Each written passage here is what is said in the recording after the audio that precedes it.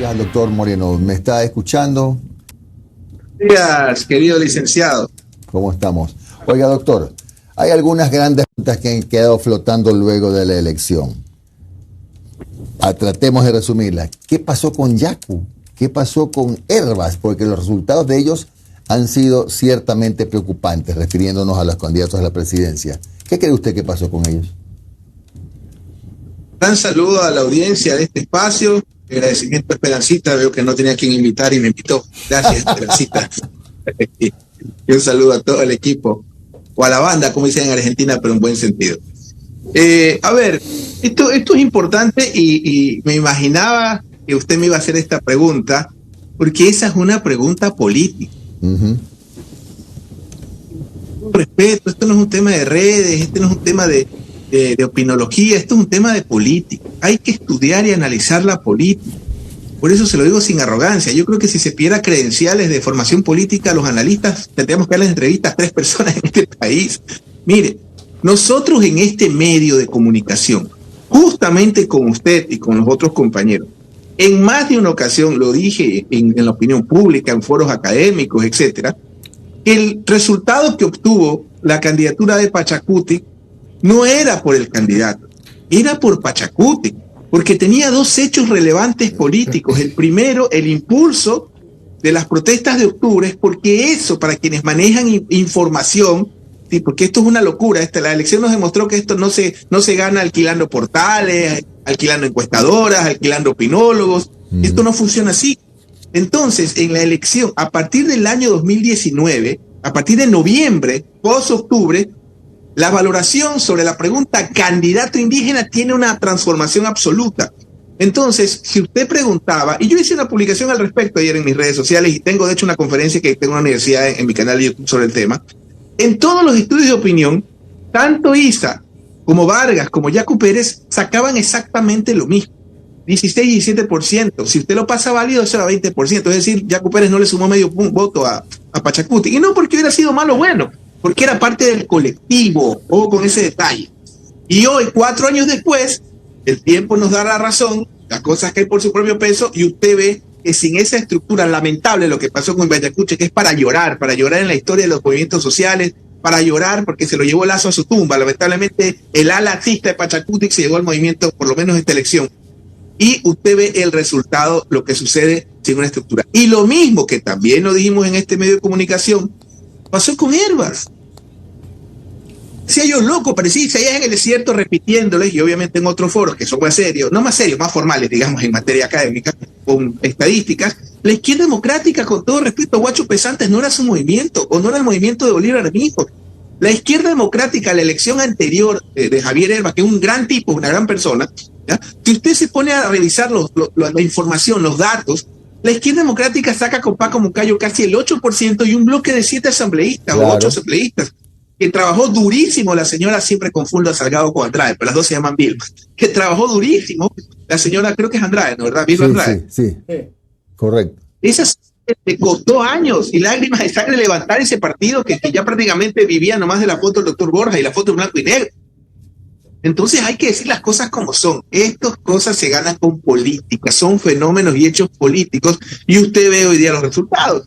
Y sabe lo más, no sé, o sea, que es, a mí me parece una injusticia, que el Código de la Democracia establece que los candidatos que obtienen en un segundo intento menos del 4%, tienen que devolver el fondo electoral, el fondo partidario, la mitad del fondo partidario. Entonces, esto le va a costar a estos dos candidatos, ya sin sus movimientos, que según ellos según algunos analistas, no les sumaban nada, algunos aficionados más que analistas. Así que ese creo que es la razón por la que Yacu Pérez, adicional, claro. Bueno, yo no le voy a dar con un palo a ningún colega de un gabinete estratégico, pero sí creo que Yacu no aprovechó, dejemos en la parte política, la parte personal, creo que no se supo subir a la ola por esto de querer forzar el tema de la seguridad, porque no todo es seguridad, aunque les parezca mentira. Creo que no se supo trepar a 2 olas que eran para él espectaculares. La una, que era el tema del Yasuní, y la otra el tema del Chocuandí, y en Quito. Así que bueno, igual yo no creo que hay muertos en política. No creo que la carrera de Yacu empiece o termine en esta elección, y lo mismo con Herbas. Claro. Bueno, y para concluir lo que dice Osvaldo, 150.000 tienen que volver Herbas y 180.000 Yacu Pérez para que vayamos viendo. Es verdad, tienen que hacer una devolución. Bueno, ahora, rápidamente, porque Noris y Omar están que me miran mal. ¿Qué tienen que cambiar si tuviera Osvaldo Moreno que decirle, a ver, Luisa González, esto tiene que cambiar usted en la segunda vuelta? Daniel Noboa, esto tiene que cambiar usted en la segunda vuelta. Para concluir lo que conversamos hace un rato, moraleja, perder siempre es más caro. Bueno, Sí. yo veo una segunda vuelta muy interesante, muy interesante, porque, les soy honesto, a mí esto me dio mucha tranquilidad, porque creo que los niveles de bajeza en la primera vuelta fueron ya estratosféricos. Usted no puede, y esto lo digo con respeto, yo no soy ni militante ni activista y no estoy contratado por lo menos en ninguna campaña hasta esta hora, ya mi trabajo terminó en la primera vuelta, como toda campaña, creo que es una falta de respeto y de profesionalismo estar casi que en el baño con el candidato. Nosotros firmamos un contrato con una cláusula que establece que no se puede difundir bajo ningún concepto ni yo ni nosotros. El único detalle es en todo caso, me parece a mí que el día domingo hubo una demostración de que en el caso de la señora González, un tercio de los votos válidos, exactamente, milimétricamente un tercio, querido licenciado, el 33% de los votos válidos o de los electores de esta elección votó por una fuerza política. Es decir, cada chifladura, cada estupidez que comparten generalmente las tías del WhatsApp y que algunos repiten, no puede ser posible. Y aquí, basado por exceso de narcoseries, la gente habla de cualquier chifladura. No se puede denominar de organización criminal o vinculaciones con tráfico a una fuerza que tiene el tercio de la votación. Y fíjese usted que el único candidato del centro derecha, por más que Daniel quiera decir de todas las formas que es de izquierda y de izquierda tiene lo mismo que yo tengo, o Omar Jaén de liberal, pues no, de libertario. Entonces, el único que no se dedicó a repetir libretos de narcoseries, que fue el señor Noboa, fue el que está en segunda vuelta. El resto de candidatos al final se deschavetaron, los desconocía, diciendo cualquier tontería, por un lado. Ahora, ¿qué pasa con el correísmo? Yo creo que el correísmo y tanto la candidatura de Daniel Noboa están en foja cero como toda segunda vuelta. En las segundas vueltas ya el pasado no existe. Aunque hay un hecho, es inevitable hablar de este hecho, que es el hecho del asesinato vil y cobarde de Fernando Villavicencio, que tiene dos consecuencias. Una espantosa, que institucionaliza la sangre y la violencia en la política ecuatoriana, de llorar, ¿sí? Y la segunda, la electoral. Y las especulaciones y las sospechas y los rumores de la responsabilidad de ese asesinato en la primera vuelta, hubo incidencia indudablemente, y yo le añadiría que las certezas que tenga este crimen o esta investigación, cuando tengamos certezas, yo creo que también va a tener incidencias en la segunda vuelta, porque los gringos son serios. Entiendo que yo soy enemigo del tutelaje, usted me conoce, pero entiendo que los gringos están ahí participando y los gringos en eso son serios. Allá no es como aquí que con un meme, con un video TikTok ya te abren una causa, pues, ¿no? Entonces yo creo que ese hecho es fundamental. Ahora, ¿qué pasa con las candidaturas? Ahora Noboa entra al fuego cruzado, ahora no va a pasar desapercibido. No creo que fue genial en el debate, pero sí tuvo una participación óptima o necesaria, que no es lo mismo. Y a todo esto, ya entran en otra etapa. ¿Qué pasa con Luisa González? Luisa González debe de liderar este movimiento. Y adicional a liderarlo, porque no se puede ganar una elección por mandato o delegación, los tiempos han cambiado. Digamos que Correa, saliendo cada segundo a defender su candidato o a promover a su candidata, te alcanza para ese tercio, está claro. Ahora, la señora González debe liderar un proceso que llama a nuevos actores. Si usted va a sacar en la foto contra quien no tengo nada, el señor se me ocurre Patiño o correístas ya tradicionalmente conocidos, no creo que aporte nada nuevo, más que restar. Entonces, ella es la que debe de liderar, pero no estoy hablando de negar 3 veces al líder, por si acaso. Sino, porque está claro que Correa es el conductor, eso no va a variar. Pero sí es necesario que la señora González lidere este proceso en segunda vuelta y lo lidere proyectando que exactamente lo que necesita. Gente, digamos, nueva, gente, yo diría que ella ya debería plantear un gabinete hipotético donde no tengamos las mismas caras de siempre. Obviamente esto no significa que va a llamar, se me ocurre, a algún presidente de un gremio empresarial para que maneje, no sé, de los que tuvieron confrontación. Pero en todo caso me parece que ella debe liderar este proceso, porque de lo contrario se les podría complicar. Y en el caso de Daniel Noboa entraré en otra etapa porque hay mucha ficción. Yo no creo que sea tan outsider o parecido. El apellido Noboa ha estado en la papeleta todo este siglo. Y tomemos en cuenta la elección anterior en el 2021, que simplemente no los dejaron participar a Álvaro Noboa por llamarse Álvaro Noboa. Así de simple. Así que vamos a ver qué sucede en esta segunda vuelta. Doctor, Omar Jaén le saluda. Buen día. A ver, doctor, Hola, yo siempre he considerado que usted hablaba de política, que esto no tiene nada que ver con redes, ni marketing, ni nada. Esto es política pura y dura. O sea, usted se quiere alejar de las hipótesis duranbarbistas, ¿no? ¿Verdad? Que todo es marketing, que la nueva política y el nuevo elector y todo. Es perfecto, ok. Pero entonces, explíqueme, doctor, políticamente, ¿qué pasó con Daniel Noboa? Ya, si no es el tema de redes, si no es el tema, ¿qué pasó con Noboa? Ya, y está bien, y yo comparto con usted. O sea, para mí Daniel Noboa tuvo una buena participación en el debate, pero tampoco es que es un míreme a los ojos, doctor Borja, no, ni punto de comparación. Pero la pregunta es, entonces, políticamente, no marketeramente, políticamente, ¿qué pasó con Daniel Noboa? Porque seamos sinceros, los resultados son los siguientes. Usted habló de votos válidos, 33%. Eso significa 30% sobre votos totales de Luisa González, 30 cerrados. Y Daniel Noboa consiguió 20 cerrados. Hay 10 puntos de distancia entre los dos en votos totales. Pero Noboa, antes del debate, estaba en 3. Son 17 puntos, doctor. Políticamente, ¿qué pasó para que haya subido 17 puntos? A ver, ojo que solo una puntualización. Yo no creo en las redes sociales, pero sí creo en la comunicación política digital. Probablemente una analista seria como la señorita que acaban de entrevistar, la señorita Yepes, creo que lo podría explicar mejor que yo. Yo no creo en redes sociales, yo creo en política, comunicación política digital, que no es lo mismo, que es obviamente un elemento táctico fundamental. Sin eso no puedes. La estrategia o los hechos fundamentales en temas políticos son políticos. Ejemplo, Lazo gana no porque Durano disfraza, con todo respeto a mi amigo Giovanni Duplain o Fito Páez, ¿no?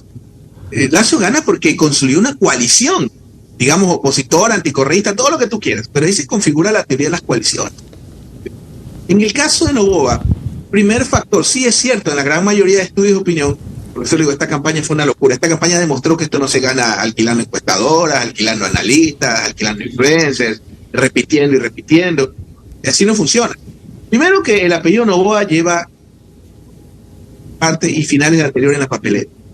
Existe en el imaginario y si hubiera sido Alvarito. O sea, el señor es apellido Noboa. Eso es innegable. De lo meritorio, lo que creo que vale la pena recalcar del señor Noboa, ¿sí?, es el hecho, ¿verdad?, de que es una candidatura de la periferia, ¿sí? Yo recuerdo su primer intento, una asambleísta de la provincia de Santa Elena, una provincia, usted la conoce, es densa, es complicada políticamente, es la verdadera tierra de casinos. Y el señor Noboa, porque Santa Elena, nosotros los citadinos creemos que solo es Libertad, Salinas y Santa Elena, no, esa provincia es enorme, es un monstruo, tiene desiertos, tiene recintos, veredas, es enorme Santa Elena. Y el señor hizo un trabajo, hay que reconocerlo, muy duro en territorio y ganó su curul. Y tuvo una participación, otro mito que se desmonta, aquí nadie quiere la asamblea, todos finalistas vienen de la Asamblea Nacional. La asamblea estaba mejor evaluada que el presidente Lazo y su gobierno, completo. La pregunta que afectaba a la asamblea le sacó más distancia de la que le sacó el señor Lazo Araujo en la segunda vuelta. Otra mentira es que nadie quiere al Consejo de Participación Ciudadana. Vea, en estos temas electorales para nosotros las encuestas son abanicos, son los resultados lo que validan todo, son indiscutibles. La pregunta que afectaba al Consejo de Participación Ciudadana en la última consulta le sacó 17 puntos, el no al sí. En todo caso, creo que el señor Noboa representa un imaginario político, y que hubiera sido sí, que es el apellido Noboa, es indudable. Pero a diferencia de otras campañas, me parece muy estratégico el uso de la mamá del doctor, que es la mamá del candidato, que es una señora que todos respetamos y apreciamos en Guayaquil, especialmente porque ha seguido ejerciendo su profesión en favor de los más necesitados. Entonces creo que la presencia de la madre también es fundamental. en esta campaña, el trabajo de territorio, y lo más importante es que estuvo siempre lejos de la escaramuza política, y ahí están los resultados. Los candidatos que apelaron a libretos de narcoseries y de culpar a una lista, se quedaron afuera. Porque también hay grandes situaciones. Mira el caso de la candidatura, qué pena lo de Otto Sonnenholzer, que me da pena porque es mi amigo. Por ejemplo, que no tenía causa. Era una candidatura que el argumento era vengo de Harvard y por eso voy segundo. Todos los voceros, toda la campaña era voy segundo. No había sustancia, no había propuesta. O promocionaban más al asesor que al candidato. Son cosas que pasan. Pero en todo caso, creo que Noboa tiene grandes posibilidades de llegar a presidente, y suponiendo que no llegara a presidente, lo mismo que le diría a Otto Sonnenholzer, que esta elección no es el principio ni el final de su carrera. Osvaldo, buenos días. Se habla del voto joven. ¿Qué va a pasar con el voto joven en esta segunda vuelta? ¿Cómo los candidatos capitalizan? Altísimo respeto, déjame decirle que la primera vez que la veo, su cabello largo se la ve muy guapo. Igual sí, pero... Gracias. Sí. A ver, sobre el tema de los jóvenes. Yo creo que faltarles un poco el respeto, creer que son imbéciles, creer que hay que disfrazarse de payaso, creer que hay que usar determinado canal. A ver, primero hay que analizar a los jóvenes como son, como lo que son, como un segmento, como un sector de la población. Y al ser un sector de la población, está sujeto a las situaciones que viven todos los... Le voy a poner un ejemplo. Si a un jubilado usted le roba su pensión jubilar, probablemente no cumple sus remedios o no coma y se muere. Si a un hombre adulto o una mujer adulta usted le roba su sueldo, probablemente sus hijos no coman y será capaz de cualquier cosa. Si a un joven usted, no sé, le roba el celular, probablemente necesite terapia psicológica. Pero el hecho no es el celular, no es el sueldo, no es la jubilación, no es el anciano, es la inseguridad lo de fondo. ¿Me explico? Al final del camino, todos estos sectores de la población, sean jóvenes, sean adultos, son afectados por los mismos problemas. El tema es cómo lo abordas y cómo comunicas las certezas para resolver esos problemas. ¿Sí? Entonces, en ese contexto, es como mujer vota mujer. No, mujer no vota mujer. Si realmente tuviéramos un movimiento feminista, que no me declare a mí, por ejemplo, hablaré de potencia, con todo respeto, obviamente, y generaran una conciencia de género, se me ocurre, habría una mujer presidenta, porque hay más mujeres que hombres. Entonces no es que mujer vota mujer, joven vota joven, son electores a los cuales tienes que entender primero las causas que abanderan, pero finalmente entender cómo abordar los problemas que le afectan al resto de la población. Ya, y en esta segunda vuelta se habla de tender puentes, que es lo que va a diferenciar de la primera. ¿Cómo se tiende puentes estas dos fuerzas que se han generado si son disímiles? Entiende la gente, señorita. Y para eso se necesitan operadores políticos. Para eso hay que tender los puentes. ¿Sí? Yo recuerdo, no voy a dar nombre, en un candidato que tenía la opción de tener un megabinomio, pero tenía que instalarse en Guayaquil a conseguirlo. No quería. Luego se le decía, oye, 3 agrupaciones sociales que quieren respaldarte públicamente. No, cuando ganemos la sumamos. Esos temas son de operación política y depende de las personas que sean. Ahora, Luisa González tiene... y esto es un cóctel de muchas cosas. Es una mujer joven, es una mujer atractiva. Ya debe ella de empezar a liderar, y más que liderar, esto es clave, el delegar. Y para mí va a ser fundamental los delegados que ella tenga, que no necesariamente tienen que ser de fuera del correísmo, pero por lo menos dentro de la tendencia y nuevas figuras. Voy a lanzar un nombre, se me ocurre, no sé, algún académico, no lo sé, pero perfiles que obviamente le proyecten a las personas, que son la garantía, primero, poder asumir, porque esa es la ventaja que tiene el correísmo. El correísmo sí puede plantear, y de hecho lo ha hecho, y por eso quedaron en primer lugar, y por eso 1/3 de la población votó por ellos, que es vender el relato del pasado que fue mejor, pero no alcanza, y para eso ella debe liderar. No estoy diciendo que debe negar a Correa 3 veces, como hizo Moreno, traicionarlo, para nada. Lo que tiene que hacer es liderar el proceso y saber a quiénes delega este cambio de proceso para proyectarle a la opinión pública, a los electores fundamentalmente, que es una candidatura que ofrece más certezas que la candidatura de Noboa. Porque Noboa tiene otro gran problema. Primero, que la segunda vuelta es larguísima, es demasiado tiempo. Son 2 meses. Y en ese tiempo también Noboa va a tener que demostrar que no es un Lasso Junior. ¿Sí? Porque imagínense, pues si viene un Lasso Junior, ya viene la barbarie, pues ya el país se va a desintegrar. Así que creo que va a estar el que dice, no, es que Noboa ya ganó, Luisa ya ganó, eso es falso. Esto se va a ver en la segunda vuelta y va a depender de lo que hagan ambas candidaturas. Gracias, doctor Osvaldo Moreno. Un gusto haber conversado de nuevo, Osvaldo. Un abrazo. Licenciado JJ, a usted, a Iglú, al equipo y a Esperancita. Hasta luego. Chao.